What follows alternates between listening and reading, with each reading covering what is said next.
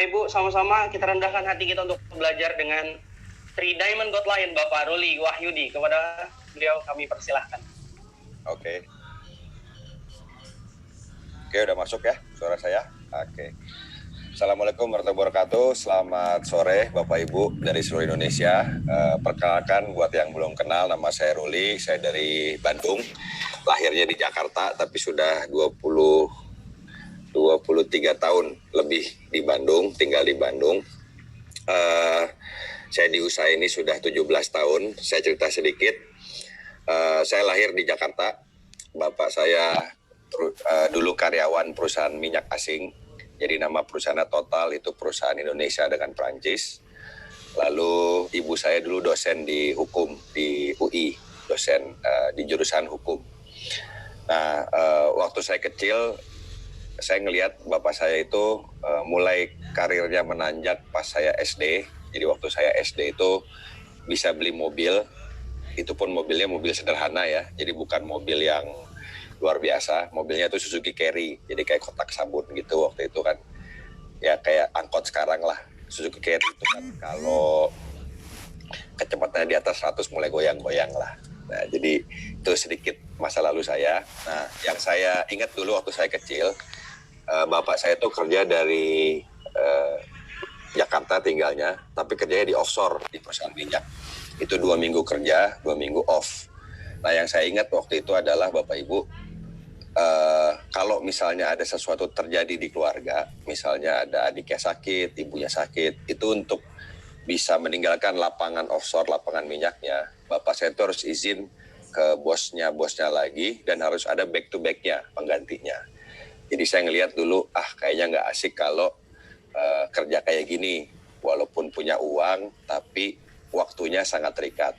Nah, saya juga punya punya saudara yang kerjanya santai, bisa di rumah seharian, tapi nggak punya uang. Itu namanya pengangguran. Saya juga nggak pengen kayak gitu, Bapak Ibu. Nah, jadi saya dari kecil memang sudah berpikir saya pengen punya bisnis yang membuat saya punya uang dan waktu. Nah, itu yang membuat saya dulu memang nyari gitu. Tapi saya bukan berasal dari keluarga pebisnis.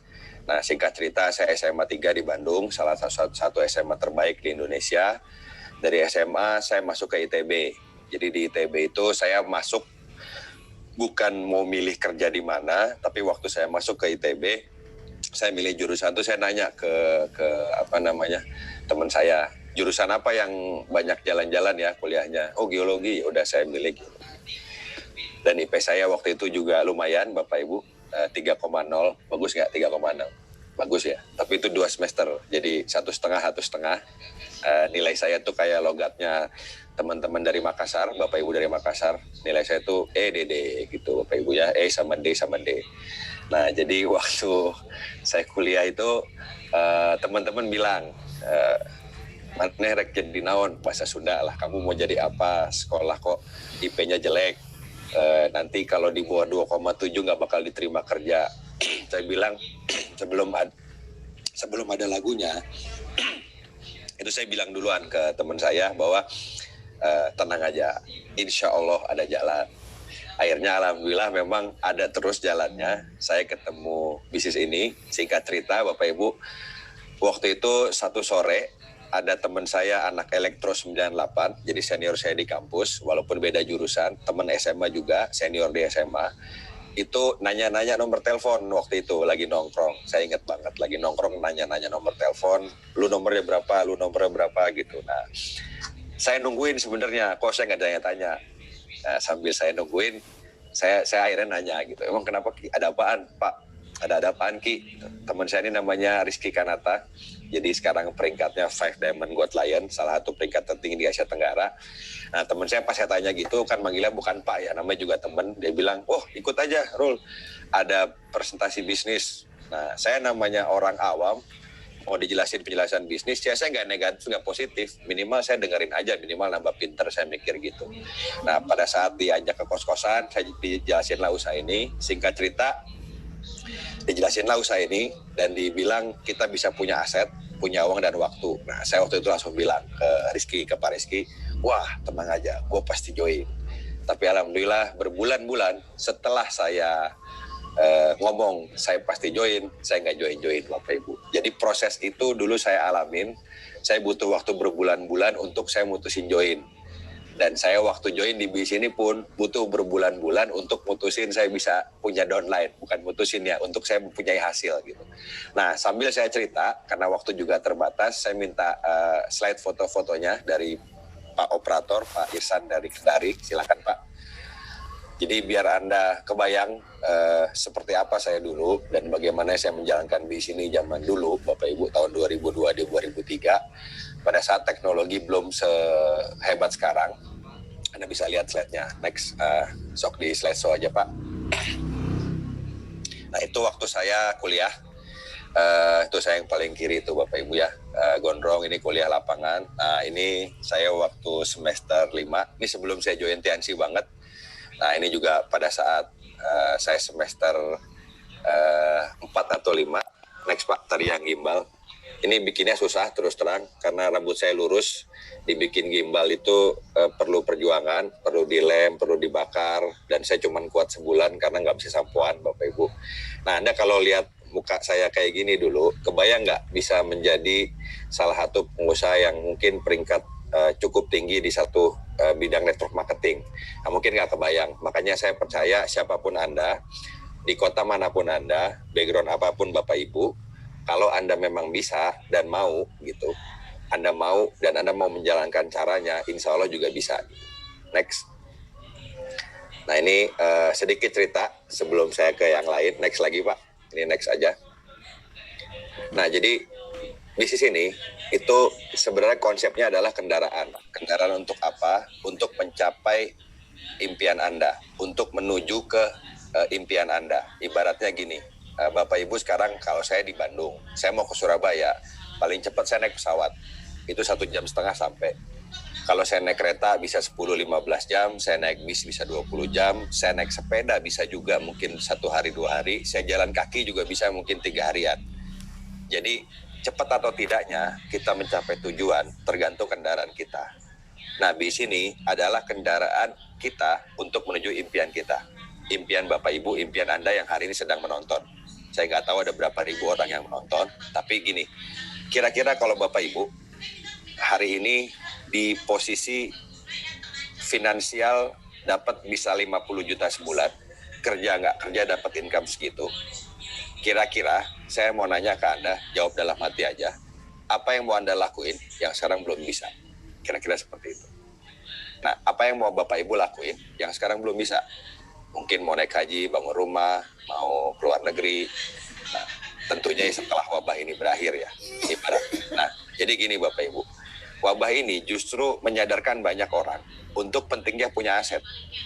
Begitu banyak orang yang merasa dirinya udah cukup, udah aman, tapi ketika ada wabah seperti ini, haruskan work from home, mungkin terima gaji gara-gara work from home ini setengahnya 70%, padahal kebutuhannya anak makan, anak sekolah juga tetap bayaran, tetap beli makan, tetap bayar listrik, tetap bayar air, tetap bayar internet, itu kebutuhan bulanannya nggak bisa berhenti Bapak Ibu. Nah mungkin sebagian dari Anda baru mulai berpikir, oh iya enak juga kalau saya punya aset ya. Makanya ada satu konsep dulu gini, jangan taruh telur di satu keranjang. Kalau keranjangnya jatuh, telurnya pecah semua. Makanya rekomendasi saya, Anda bisa bangun bisnis ini di sela waktu work from home ini, di waktu luang Bapak Ibu, di waktu luang. Oke? Nah ini sedikit saya kasih gambaran ke Anda, yang mau saya lihatin ini fakta. Bapak Ibu, mesti bisa bedakan antara fakta dengan pendapat. Kalau saya bilang misalnya Sorowako jauh, tadi ada ibu yang berbicara dari Sorowako, itu fakta atau pendapat? Nah itu adalah pendapat. Karena buat yang di Papua, Sorowako dekat. Buat yang dari Bandung, ya Sorowako jauh. Tapi kalau saya bilang, misalnya, TNC bagi reward, mobil mewah. Fakta atau pendapat? Fakta. Terus kalau saya bilang lagi, TNC membagi,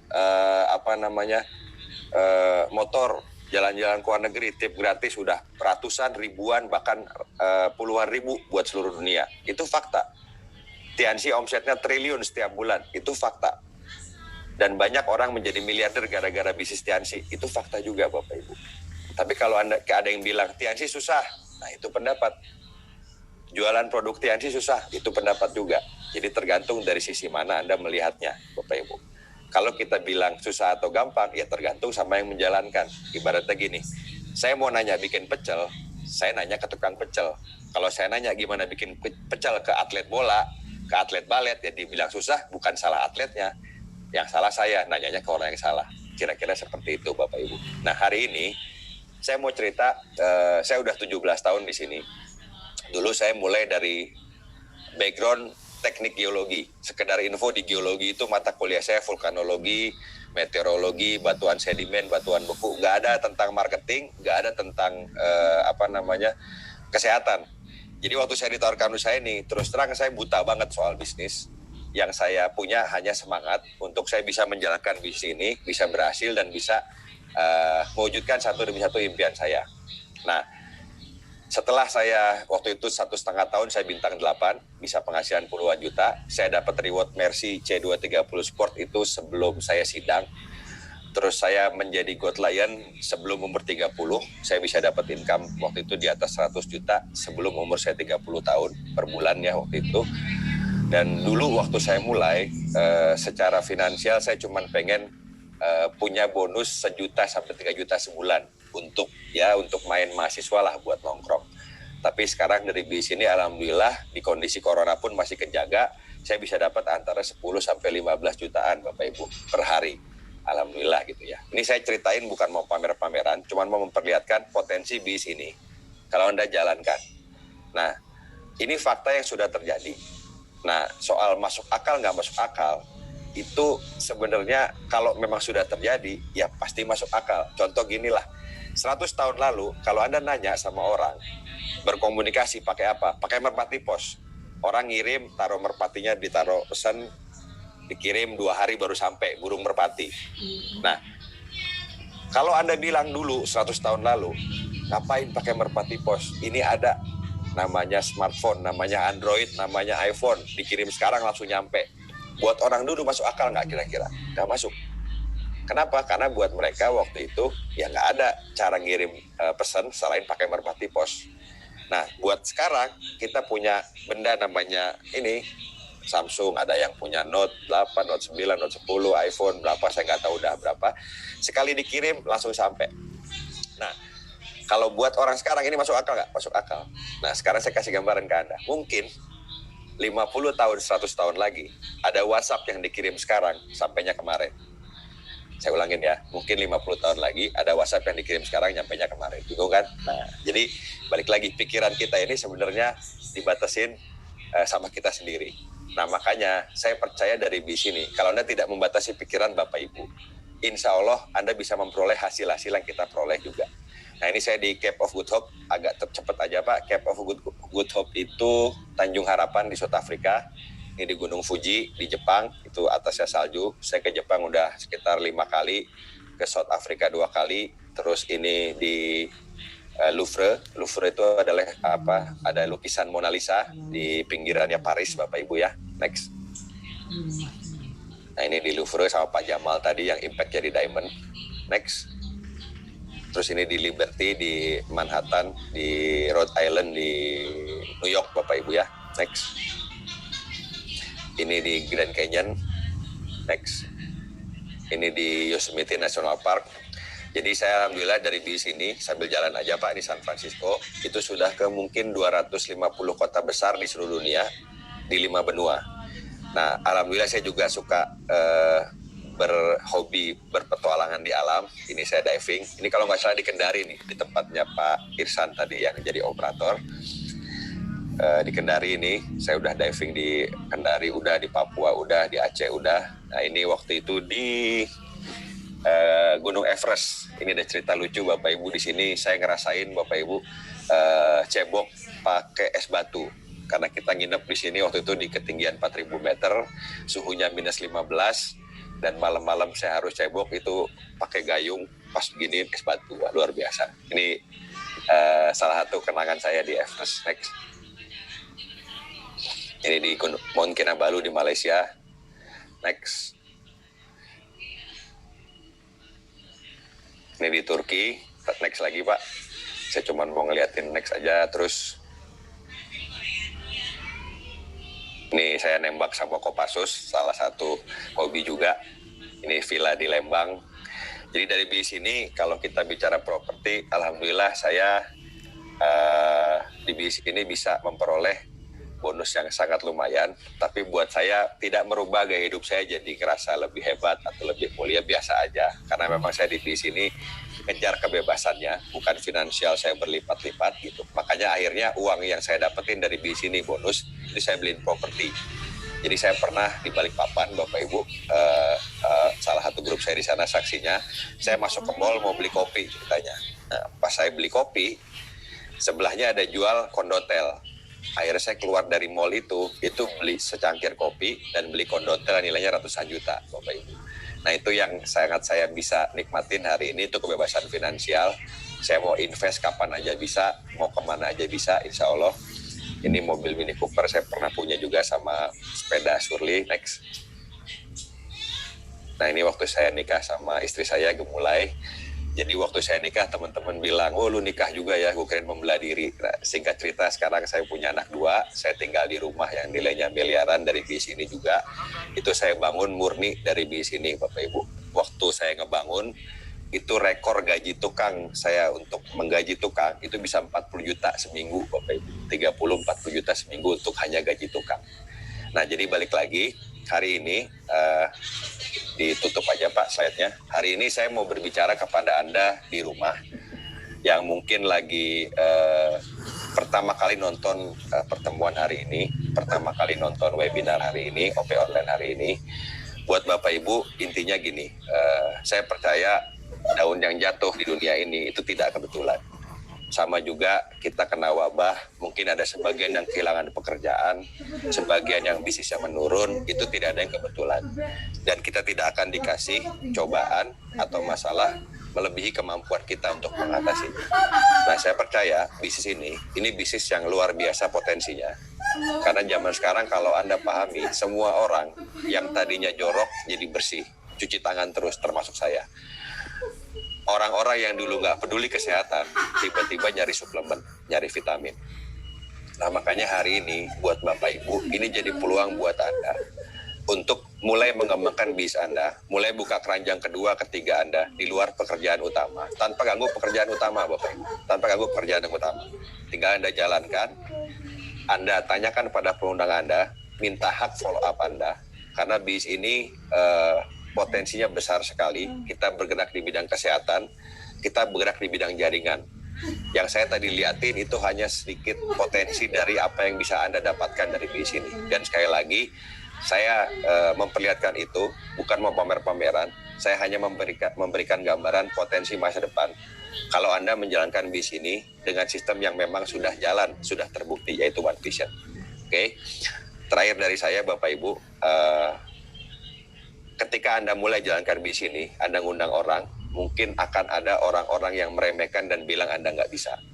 Nah, salah satu quote saya yang sering saya ulang adalah, one of the greatest pleasure in life is doing what other people say you cannot do. Artinya dilarang merokok, oh enggak, Bapak Ibu ya. Artinya gini, salah satu kenikmatan terbesar dalam hidup kita adalah ketika kita bisa melakukan apa yang orang lain bilang kita nggak bisa. Jadi ketika Anda mulai di sini, mungkin akan ada orang yang remehin Anda, bilang kita nggak bisa, kita ini, kita itu. Salah satu kenikmatan adalah ketika kita bisa membuktikan di lapangan bahwa kita bisa berhasil. Saya aja yang backgroundnya anak gondrong, anak gimbal, nggak ngerti bisnis, dari anak teknik, saya bisa berjalan di bisnis ini, bisa menjadi leader yang besar bisnisnya. Dan saya percaya kalau saya bisa, insya Allah Bapak Ibu juga bisa. Terakhir lagi, ada 5 ekor burung di atas dahan hinggap. Dari 5 itu 3 memutuskan buat terbang. Pertanyaan saya, berapa sisanya? Ya ternyata dari 5 itu 3 memutuskan buat terbang, sisanya di dahan masih 5. Karena yang 3 masih memutuskan, belum action. Jadi buat Bapak Ibu, selamat mengambil keputusan, selamat action, minta hak follow up Anda. Produk yang Anda beli bisa buat jaga kesehatan Anda sekeluarga. Selamat sore, Assalamualaikum warahmatullahi wabarakatuh. Saya Ruli Wahyu dari Bandung. Semoga kita semua sehat. Semoga Anda juga semua bisa mendapat rezeki yang lebih ke depannya. Assalamualaikum warahmatullahi wabarakatuh. Kembali Pak Fadli. Waalaikumsalam warahmatullahi wabarakatuh. Baik, terima kasih Pak Ruli Wahyudi atas pencerahannya pada siang hari ini. Baik, Bapak Ibu, dengan berakhirnya perkenalan dengan